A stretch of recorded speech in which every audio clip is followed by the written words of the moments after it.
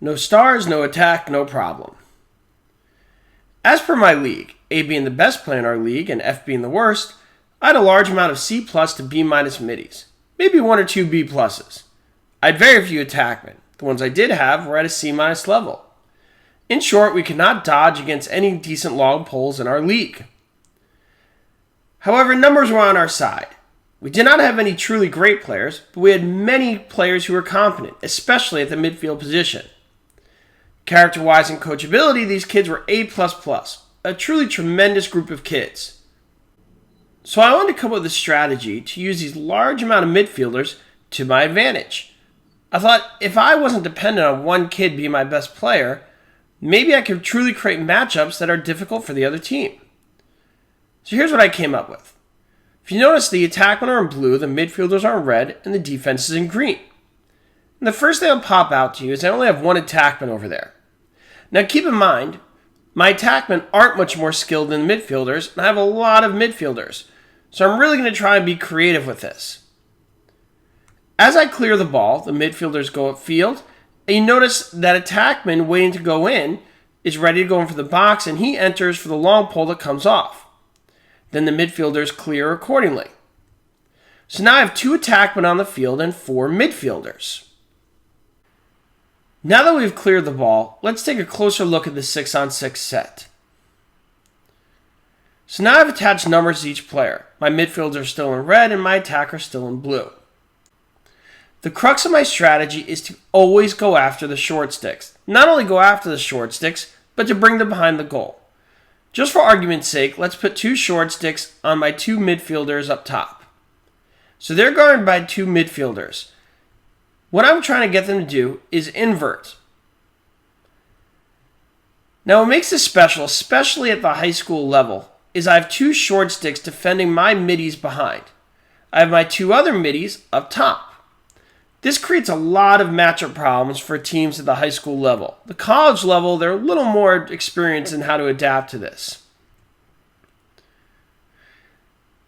Now I showed the example of how to bring them behind when I had 2 short sticks cover my guys up top.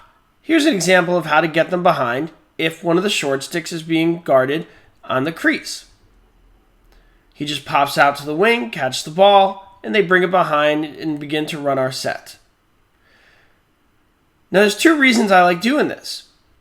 With my midfielders behind guarded by short sticks, it's really easy for me to sub my midfielders at the top. Now remember, my guys were not adept at going against long poles.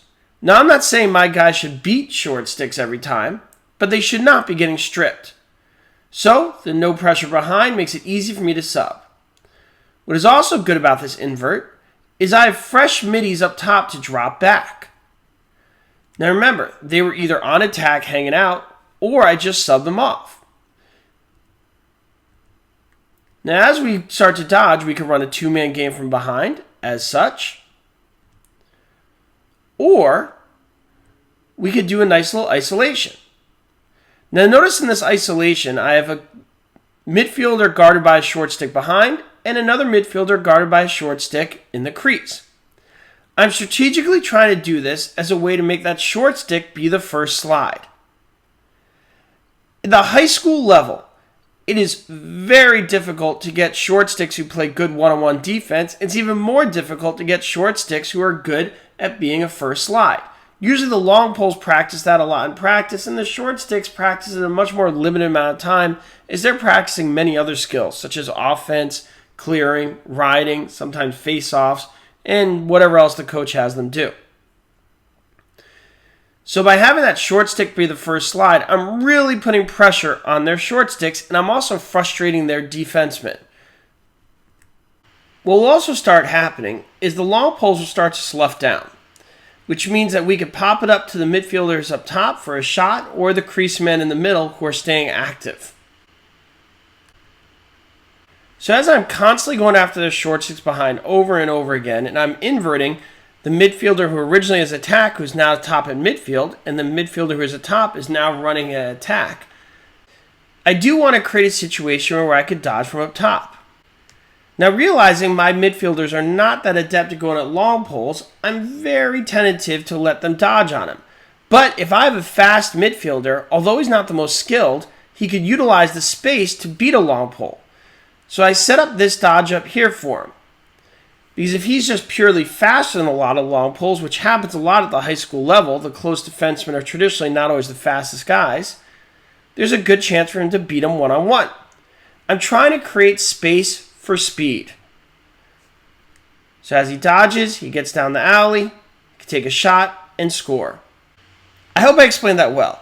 That's my strategy for when I have no stars, no true attackmen, but I have no problems, as I try and use inverting as a way to create matchups for my midfielders so they can get a good dodge on people and I can sub easily and have people go back on defense. And frankly, it's a great way to cycle through a lot of kids.